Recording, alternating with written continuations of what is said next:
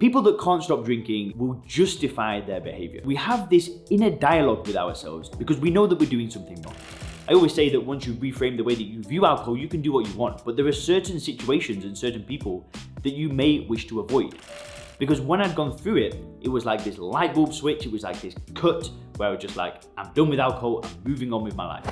Today, guys, we're talking about 6 reasons why you can't stop drinking alcohol. What is it about alcohol that is stopping you from living that great quality of life without it as a happy non-drinker? Well, that's exactly what we're going to be talking about in this video. And by the end of this video, you're not only going to have some tactics to kind of deal with alcohol in the short term, but you're going to be able to kind of bring awareness to the reasons why you can't stop. And when you can bring awareness to these different elements of your mindset around alcohol, well, when we've understood those things, then you can start to dive deeper into each of them. So this is going to be kind of an overview of why you can't stop drinking, and then I'm going to send you to some different videos that you can watch to kind of further your knowledge on the journey. So this video is going to be pretty awesome, it's going to be pretty impactful, so it doesn't really matter if you're struggling at the moment. Basically, by the end of this video, you're going to have a bit of a better game plan and a few better ideas on how to overcome this problem. Now guys, just before we do get into the video, if you do want my help stopping drinking and you want to do it in a positive, optimistic way, without AA, without willpower, without rehabs, and you want to do it by reframing the way that you view alcohol, there's a short video for you to watch down below. You'll be able to book a short call with myself to see if the Sober Clear method might be something that you want to do. But for now, let's jump into it. So the 6 reasons why you can't stop drinking alcohol. Now the first reason is that you have rationalizations that need dismantling. Oops. Now, I've spelt that with an S, not a Z. I know a lot of you, the viewers of the channel, are in America right now. I mean, I should probably start changing the way that I spell things, but I just can't bring myself to do it because it's with an S and not a Z. Anyway, the point of the matter is that people that can't stop drinking will justify their behavior, right? We have this inner dialogue with ourselves because we know that we're doing something wrong. We know that what we're doing is not giving anything to us, right? We know that it's causing destruction. We know that it's causing pain. We know that it's stopping us from reaching our potential. Now, there's no way that you could do that to yourself and see it for what it is without rationalizing it in your head, without coming up with justifications for your behavior. And I recently went on a channel, a lady called Amber. I'm going to link to her channel down below. She talks a lot about addiction on her channel as well. Very nice lady, very knowledgeable, very good at what she does. So I'm linked to her channel below. But she asked me to go on a channel to talk about this. So I was in one of the videos and she wanted me to share my experience with rationalizing my own behavior. So I'll just quickly fill you guys in on what I shared there. But I was very, very good at justifying this insane behavior of drinking a poison again and again and again. And I would say things to myself like, I'm relieving stress. You know, I've had a hard day. I need to have a drink to calm down at the end of the night. You know, maybe I wanted to talk to a member of the opposite sex and I needed a bit of courage. So I'd have a drink and then I'd be able to go and do those things. I thought that it would help me relax. I thought that I drank because, you know, I had a drinking problem. I was an alcoholic. I thought that I was the problem. I thought that that's just what I did. I thought that I would drink because I was in the habit of drinking. I thought that sometimes I'd go out and drink because I wanted to have fun and I wanted to have a good time. And I had all of these rationalizations in my head. And it was only when I was able to logically look at all of these rationalizations and break them down and dismantle them and see them for what they were, which is nothing but justifications, nothing but rationalizations. Not a single one of these beliefs that I had or rationalizations that I had any truth in them at all, right? When I was able to objectively look at them and break them down using that first principles mental model that I talk about, that's when it all changed. That's when my life changed. And that's when my drinking just went from 100 to 0, literally within hours. It was just like this light bulb moment where I was like, I don't want to drink anymore. So this is the very first thing that stops people from actually stopping drinking. It's these rationalizations and not being able to objectively look at them and kind of almost see yourself in a third person, right? Be able to see your thoughts and see them for what they are as thoughts. And that stops a lot of people. Now, there are very many ways for you to overcome these rationalizations, you know, but the main thing is using first principles thinking to objectively look at them, is to break down all of the reasons, is to see them for what they are. And that stops so many people. So many people have these rationalizations and they kind of hold on to them. They grip onto them as tight as they can. And they're afraid to let go of them. They're actually afraid to look at them and see them for what they are. And that's an uncomfortable process for a lot of people. A lot of people will try to go through that and they'll feel pain. But again, it's like, I think it's a critical thing to go through. And again, like I've said in the past, you can do this through hiring coaches, investing in programs, reading books, watching YouTube videos, and you can really start to develop that worldview where you see your mindset and you see alcohol in a different way. So that's the first thing that stops a lot of people. Now, the next thing is the fact that we're being conditioned by society. And again, I've spoken about this a lot of times. I've done more of an in-depth video on this in the past.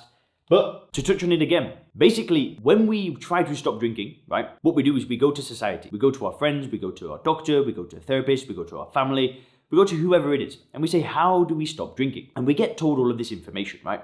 Stopping drinking is going to be really difficult. It's going to be really challenging. Maybe you're the problem. Maybe you're an alcoholic. Have you tried going to a meeting? Have you tried cutting down? Have you tried moderating? And have you tried doing it for a 30-day challenge? Blah, blah, blah. And we get told all of this information. Now, the problem with this is that all of the people that tell us this information have been conditioned to think of alcohol in a certain way. And we've been conditioned through marketing, through media, through other people that drink alcohol. We've been told these messages about alcohol, that it's a good thing, a positive thing. So then the problem with this is that when we try to stop drinking it and we go out to ask these people, how do we do it? Well, it's these same people that are telling us all of this information, right?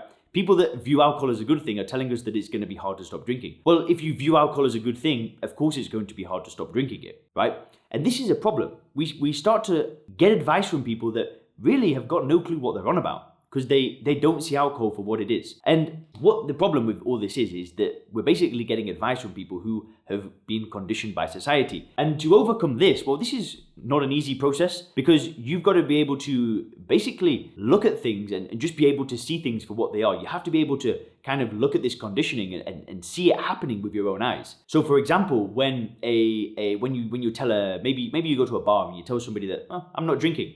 And then that person comes up to you and is like, why would you not want to drink? What's wrong with you? Why would you not just want to have one? Alcohol's good. Alcohol's fun. Beer, yeah, blah. And it's these kind of messages that, they've been happening for our whole life, right? People see alcohol in this way, and then they put that energy onto us. They put that worldview into us that alcohol is a good thing. And because that's been happening for years upon years upon years, when you make the decision to stop drinking it, and somebody comes and does something like this to you, if you aren't able to objectively look at that person and go, this person is delusional, this person has lost his mind, this person is completely brainwashed into thinking that alcohol is a good thing, and clearly the person's addicted to a drug. If you aren't able to see that, and you actually believe it, then the conditioning continues, right? So you could actually be a non-drinker. This person could come up to you and start to kind of push it on you and tell you all of this stuff. And if you don't see that for what it is, then eventually you'll start to buy into it again. You'll start to buy into the nonsense, the BS. And that's what happened to me. So I basically had this period of time where I stopped drinking using willpower for about 9 months. Everything was going well. But I was at a New Year's Eve party where everybody around me was drinking, right? And because basically all these people are conditioned to think of alcohol in this way, it's adding to the party, it's making it better. And what happened is people kept offering me drinks. And at first I was just like willpower resisting, like, nah, I'm good. I want to go back home to my girlfriend, my business, blah, blah, blah.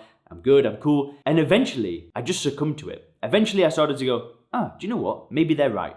Boom, I'm back into it. And then my willpower ran out and I drank again. But now I'm able to see those people. If I was to go to a New Year's Eve party now, these days, somebody offered me a drink, I'd feel sorry for them. I'd look at them and I'd think, why are you falling for this? But at first I didn't understand the conditioning. I didn't understand that that's what's going on. So this is another big thing. And a lot of people don't really understand this. And a lot of people, they might just be thinking, this guy's, what's he on about? I don't really care. I'm trying to help you develop that worldview where alcohol just isn't a thing anymore. It's not like you have to try to not drink it, right? And being able to understand the conditioning, and then when you actually see it happening in society and in your life, which it inevitably will do, it 100% will do. There's no avoiding it. There's going to be marketing messages that come to you no matter what you try to do, right? If you can see that for what it is, it will change the game, right? If you can have that level of awareness, everything will change, right? So that's the next. And this is like a big part of the Sober Killer program. We dive really deep into the conditioning. I've got like full modules that are developed just to understanding this thing, because it's a big topic, right? You obviously, you've got to be aware of it, but you've got to also know what to look out for. Like I was talking about in the marketing, the normal drinkers, there's a bunch of other things, but it's a good place for you to kind of start researching and trying to understand how you've been conditioned to view alcohol. Now, the next thing that you've got to understand, and the next thing that stops so many people from actually stopping drinking, is the fact that it is a highly, highly, highly addictive drug. Now, I know that sounds so obvious, and I know that sounds like a complete no-brainer, and you might think, Leo, come on, give me some substance here. Oh, that was a pun unintended, but anyway, so it's an addictive drug, right? A highly, highly, highly addictive drug. And the likelihood of it is that if you drink one drink, you're probably going to drink another one, and then another one, and then another one, and then another one, right? That is the nature of the drug. That is not a nature of the person, right? The drug is designed to dehydrate you, and it's designed to lower your inhibitions. So when you drink one drink, you think that you drink this drink and then you're thirsty, right? You drink a drink, an alcoholic drink. Then 5 minutes later, you're even more thirsty. and your inhibitions are lowered. So the thought of just having one drink has now gone out the window because the first drink was fine, it went down, it felt really good. You drink the next drink, and the cycle just continues. It just goes bum, bum, bum, bum, bum, right? It is an addictive drug. And this is what stops people, but so many people are not willing to see it for what it is. They are not willing to kind of go, I'm addicted to a drug, right? They just see it as, I don't know how they see it. They see it like the same way that they might see a dessert, right? It's just like something I indulge in, something that I enjoy. The reality is that it's an addictive drug, the same way cocaine is addictive, the same way nicotine is addictive, right? There is no difference between these drugs and alcohol. And the only difference is that governments make alcohol legal, right? But it's just the same as all these other drugs. And as we know, it causes more death, more destruction than any other drug out there, right? So it's an addictive drug. And that stops people. People aren't willing to say to themselves that, okay, I'm addicted to a drug, right? They're not willing to do that. And I'm sorry if that makes you uncomfortable to kind of hear it, but it's just the fact of the matter. That's just the nature of alcohol. It's an addictive drug.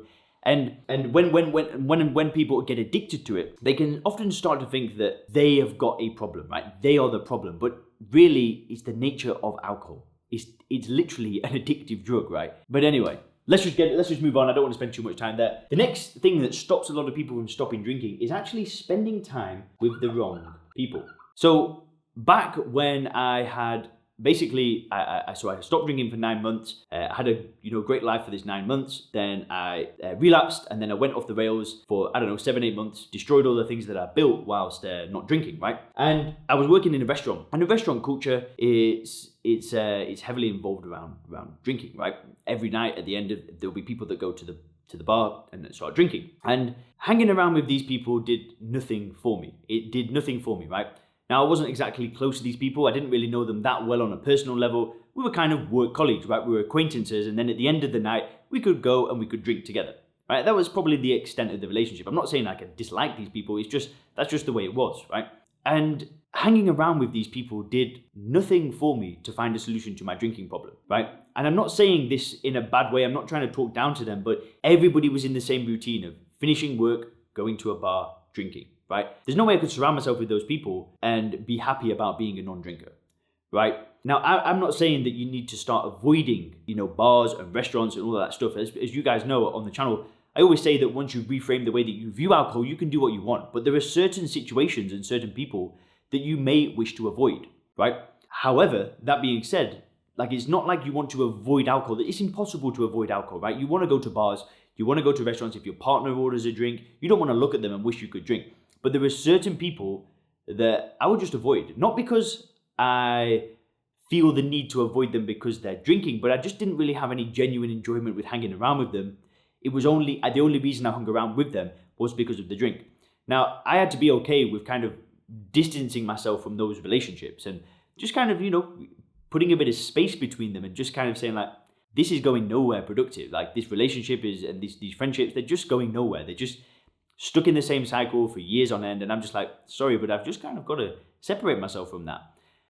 It can be quite difficult to do that, especially if these people have been, around for many years, and it's quite an uncomfortable thing for some people. But you've got to kind of look at these relationships and say, is the way that this relationship has been going on for the past few years? If I was to continue doing this for the next few years, is there going to be a lot of value in the relationship, right? That's uncomfortable for some people, but I would advise you to really look at the relationships that you've got and kind of start to question, is the behavior that both of you have in the relationship a good long-term thing? I'm not just talking about intimate relationships, I'm talking about friendships as well. But it's a good place for you to start objectively looking at it and thinking, is it serving me? Anyway, that's actually quite uncomfortable for me to talk about. But anyway, so the next thing that stops people from drinking is that you think that you are the problem. So this can be a pretty dangerous thing, because if you think that you are the problem, it's impossible for you to get fixed. So like I was saying before, right, alcohol is an addictive drug, a highly, highly addictive drug. And what happens when people can't stop drinking it? Well, they start to go out to society, like I was saying, and they start to get all of this information, and quite often they'll go to Alcoholics Anonymous. Now, I'm not saying that AA is not a good way to stop drinking. My mum has been to AA for 20 years, and plenty of people get great success with it, right? But if that didn't work for you, I think that there's a flaw in the program by saying that you are the problem. And I don't believe that to be true. I don't think that you've got anything wrong with you. I think that you're probably a good person that got caught up in a trap of drinking, of being addicted to a drug that's designed to be addictive, right? If you drink an addictive drug and then you drink it again and again and again, that's not a freak accident, right? There are some people that have one drink and then go home, but there are millions of others that don't. That doesn't mean that there's a problem with you. It means that the drug is addictive. And this was something that I had to overcome myself because I thought I was the problem. I thought that that's why I couldn't stop drinking. I thought that I would have to live with this disease for the rest of my life, but it just didn't turn out to be that way. I was able to stop drinking. I was able to reframe the way that I viewed alcohol. Then immediately I was able to go towards a better quality of life. I didn't need to go to meetings for the rest of my life and give myself up to God. I just changed the way that I viewed alcohol, set some new goals for myself, got back in the gym, started my business again, got into another relationship, and I just went forward. I just went to a better quality of life. So this can be something that holds a lot of people back, and it's thinking that they're the problem. Now, if you go to AA and you've had great success with AA, and you've bought into the idea of being an alcoholic and you've given yourself up to God, and that's working for you, I'm not saying that you need to go and dismantle this. That's not a bad thing. The system works, the AA system works, if you fully buy in. If you're all in to that system, it will work for you. It worked for my mum. It's worked for 20 years. But for me, it didn't work. So I had to find another way. And there was no way that I could hold on to this ideology that I was the problem and find a solution to the problem without going through the whole AA system. And I didn't want to do that, right? And there's nothing wrong with that. Despite what they'll tell you, despite them saying that if you don't go to AA, you're doomed forever, it's not true. It's absolutely false, 100% false. More people stop drinking without AA than do. Far more, probably I don't know the exact statistics. I've had a look at them before. Far more people stop drinking without AA than with AA. So that is not true. But I had to dismantle this idea that I was the problem, and I soon realized that I wasn't. Now, the sixth reason why you can't stop drinking alcohol is because you haven't developed a new paradigm. So when I say developed a new paradigm, I want to give you an example. I want to talk about business. So when people start a business, I remember when I told my mom that I wanted to move to Thailand, I wanted to work online, I wanted to start my own thing, I wanted to do my own thing. I remember I told her, and I could kind of see her what? Wow. And basically people have got a paradigm that starting a business has got a very high chance of failure. People think that it's going to be very difficult to start a business. 90% of new businesses fail in the first 5 years, whatever the statistic is, right? But only by kind of going through it yourself and realizing that, well, there are actually processes and ways for you to start a business that can make it successful. Only when you've gone through that, then you develop this paradigm that actually starting a business is very straightforward and very easy, right? But it's the people that haven't developed the new paradigm that kind of give you this information. Now, I just think that's like a great example for what a paradigm is. It's when you've gone through the process and you see reality for what it is rather than this conditioned reality, well, that's when big changes happen. Now, most people that can't stop drinking haven't developed that paradigm where they see alcohol without the conditioning, without the labels, without the illusion. Then developing this new paradigm will change your life completely. It will change the way that you view alcohol, and you'll be able to see it as something that does nothing for you, right? This idea of building this new paradigm changed my drinking forever.